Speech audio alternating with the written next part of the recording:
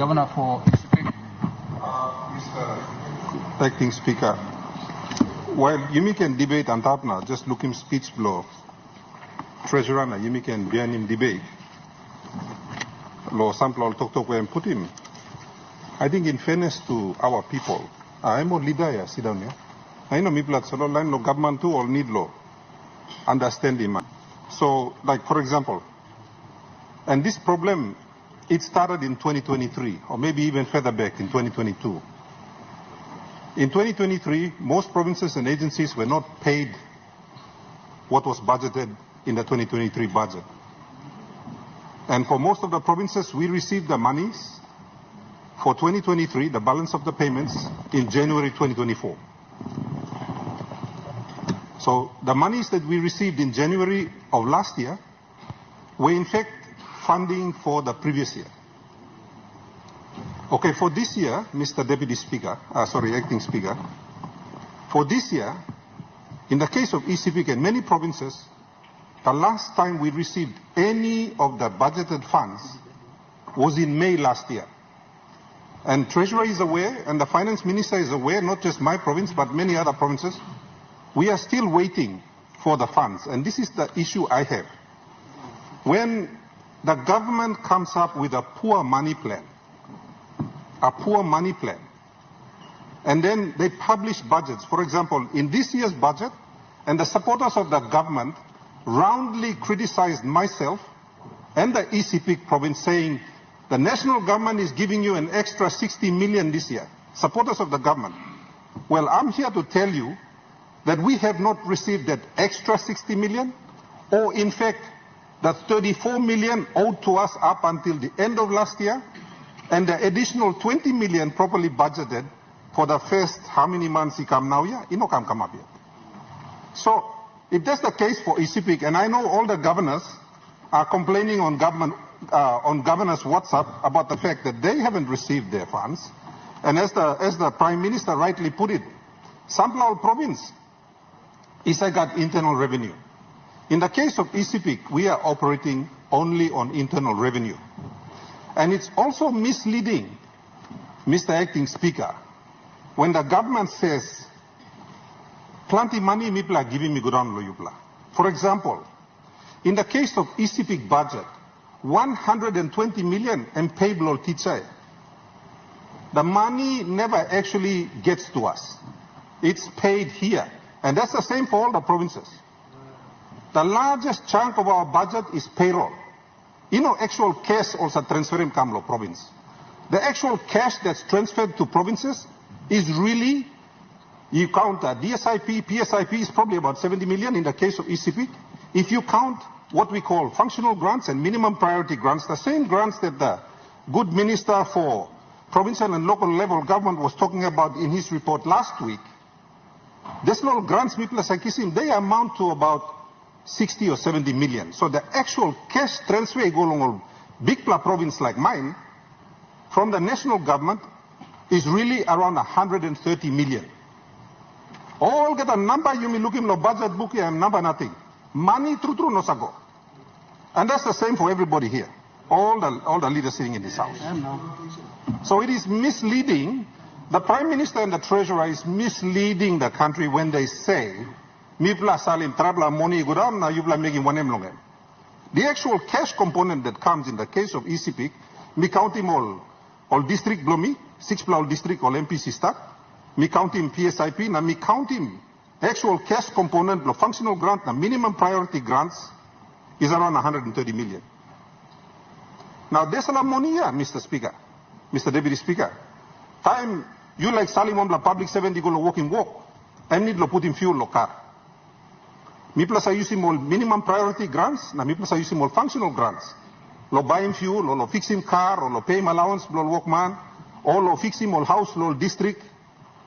You know, the DSIP only builds new projects. There are very rare occasions when they go and maintain existing infrastructure. Na plan di all open members in lo here, boli clear lo desla. So plan di heavy lo maintaining all infrastructure, all play infrastructure, all district. Emsa puna ni Kambek lo province. Now, when you don't transfer those funds, then we have a problem. The same goes for the PHAs. Mr. Deputy Speaker, plenty of lausik will run out of medicine. Now, in the case of ECPIC, myself and my 6 open members, we had a meeting in November last year. Namipla allocating 3 million kina out of the PSIP to buy medicine for the ECPIC Provincial Health Authority. Nami somewhere was employing province only working one time. So I have an issue, Mr. Deputy Speaker, when, with respect to the Treasurer and the Prime Minister, when you bring a... Governor, sorry for interrupting you. Just address the chair as Assistant Speaker. Oh, Assistant Speaker. Sorry, you plus any me too, me confused. Assistant Speaker. Thank you. Thank you for the correction. So when they say to the people of Papua New Guinea in this honorable house that Mipla won't lo give him money, or Mipla brook him budget, na Mipla talk budget, Mipla brook him osem. Na behind, lo kam lo time lo budget session ya, you plan need Mipla all kata lo kam na passing budget. And I think everybody does so dutifully. But then actual work mark lo behind him want him something where this la house and me pass him, no come up. So what are we to do about that, Assistant Speaker?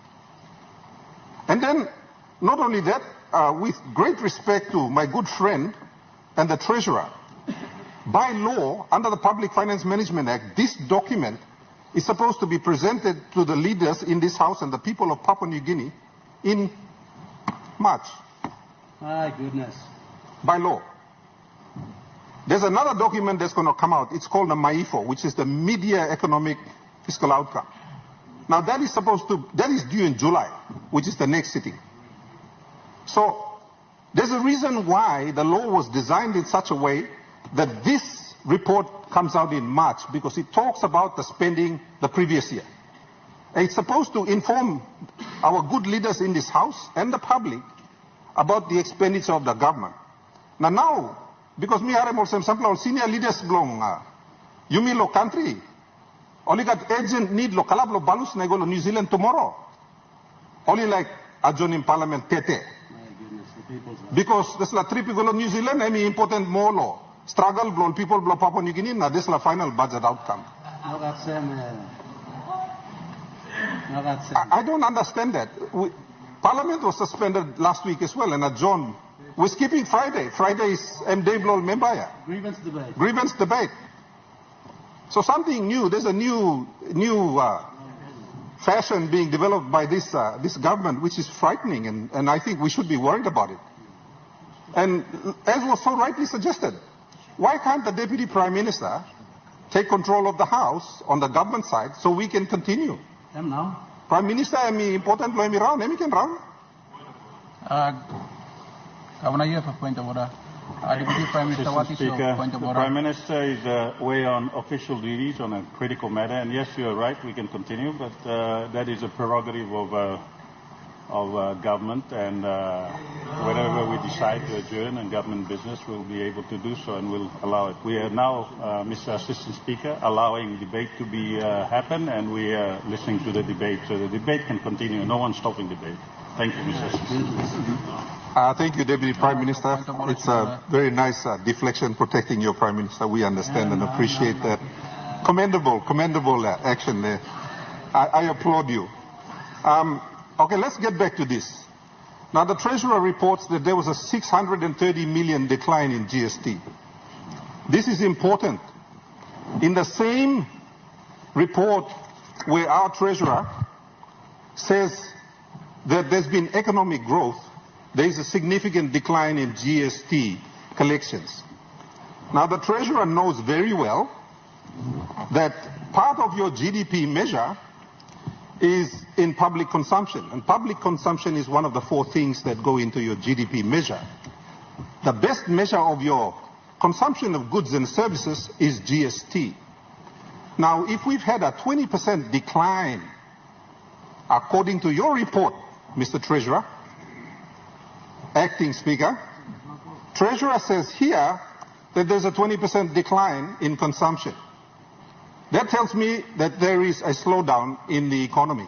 In any other country on this planet, when there is a decline in consumption, it points to a slowdown, and in some cases, in fact, a stagnation of the economy.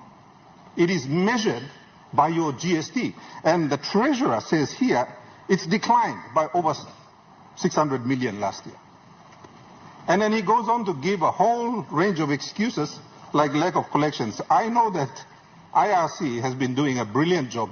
He also tries to blame it on the Black Wednesday issue, and I think that's a little bit cheap to go that low to blame a decline in the economy in an event that occurred in one part of the country. Whilst acknowledging that the NCD may be a significant part of the economy, this GST collection is not just for NCD, it's countrywide. So I would respectfully ask the government, and whilst I acknowledge that the Treasurer is a very hard-working man, very hard-working. When you are balancing figures and trying to manufacture a good response to the people of Papua New Guinea, that can be quite difficult. So, and hence it's taken him 3 months longer to produce this report, because they had to try to find excuses to justify why the outcome on the budget is so terrible. And here's the thing. I want to say to the government, if you are going to, as you work on the next budget, can you be honest in the next budget? No can you go na gaman puti mo namba na sabotas blibla by kira paitian na oga Papua New Guinea foul is start na. True outcome the budget I mean negative can, because if I look at your analysis of the last 3 budget outcomes, there are issues there, Mr. Treasurer, based on your own numbers. So there is a decline in what you've been predicting for the past 3 years, consistently. So this area where we find ourselves in today is not an accident. We've been arriving. All of the actions that have been going on in government over the past 6 years has now beat us in the proverbials. I'm Mr. Mr. Acting Speaker. Also, no, like hurry up now. Only not like him or leaders from Papua New Guinea by reading good this report, now we stand up na debate good. Because they don't want the leaders to take a look at this document. They don't want the public to have it debated in this house. So reasonably, Mr. Acting Speaker, and now Mr. Nabla Totoga, plenty of leader blamibla. They can't process this document as fast, and to be reasonable. This la debate ya you need lo differ lo nar time lo give him chance lo leader lo Papua New Guinea lo talk. Mr. Acting Speaker, it is unfair to expect our leaders to process this 86-page document that's full of numbers, because for the last how many years mipla lo harim talk lo Prime Minister na harim talk lo Treasurer. Mipla harim talk na now bagrab come up. So it's time for the leaders. Yublalo government too, you need to take, within government, you need to take the government to task. You need to ask the hard questions. No can larim na mipla opposition yet bakam na wogi walk. Country blow mipla taso. Country blow mipla too. Time only cutting budget na mipla pilim pen no Sepik. Onarla province too pilim. When there is a problem in the country, it affects everyone. Not just Sepik. So by rights, the government, the executive government, should allow its own backbenchers the opportunity to digest the material, first of all, and then to come back and perhaps even go and seek, advice from experts who can then give them right papers for them. Now, only can come na talk here. For their own people and for their own districts and provinces. So that is my appeal in this debate to you, Acting Speaker, that if no one else can debate this, because it is a difficult piece of presentation, and I understand that, then I request humbly that you defer the debate to a subsequent sitting. Thank you, Mr. Acting Speaker.